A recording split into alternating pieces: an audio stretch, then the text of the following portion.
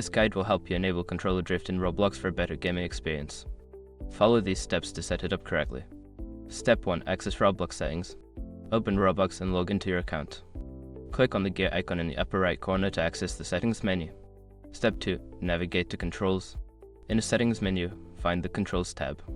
This section allows you to customize your input settings for better gameplay. Step 3. Enable controller support. Look for an option that says Enable controller support and toggle it on. This will allow your controller to interact with Roblox games. Step 4. Adjust sensitivity settings. Find the sensitivity settings for your controller.